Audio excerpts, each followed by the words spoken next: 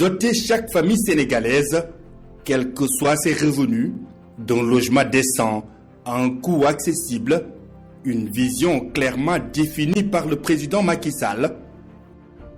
L'objectif est de faciliter l'accès au logement au plus grand nombre de nos compatriotes.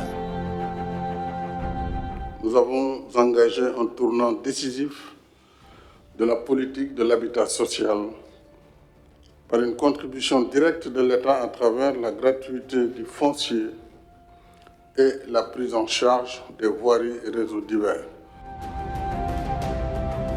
Et pour ce faire, des efforts conséquents de l'État ont permis d'offrir aux concitoyens aux revenus modestes et irréguliers des logements autour de 12 millions de francs CFA.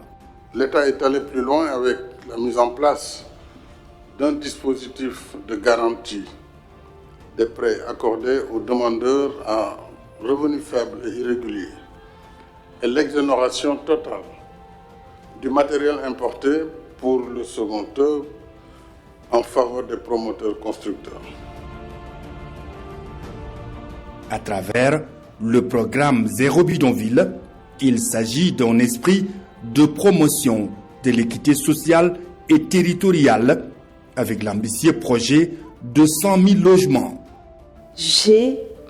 Depuis que vous avez placé votre confiance en ma modeste personne, tenté d'imposer la dynamique du fast-track au sein de nos services pour faire sortir les premiers logements de terre, logements destinés aux Sénégalais à revenus modestes et ceux issus de la diaspora. Excellence. Dans une démarche inclusive, l'ensemble des acteurs ont été impliqués. Des workshops ont été faits avec les acteurs du secteur financier, avec les constructeurs, avec aussi l'ensemble de l'industrie de la construction. La mise en œuvre est confiée au ministère de l'Urbanisme qui a déjà posé des jalons importants pour un déploiement rapide et harmonieux du projet.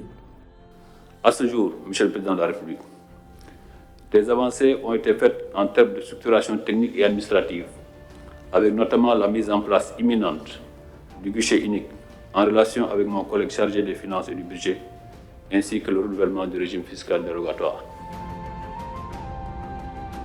Dans la phase d'urgence, des conventions ont été signées. Les banques et établissements financiers aussi s'engagent à accompagner l'État du Sénégal dans ce tournant décisif de sa politique de l'habitat social. C'est un projet salutaire où il faudrait qu'on tire un avantage comparatif de ce qu'avait notre pays. Au niveau de la PBE, nous sommes disponibles pour en tout cas jouer notre partition, mais c'est pour dire que le système sénégalais est bon. Dans le cadre du programme 100 000 logements, on peut aller vers un fast track. Les banques sont prêtes à s'engager vis-à-vis des particuliers. L'ambition globale reste l'émergence d'un cadre propice à des territoires compétitifs et porteurs de développement.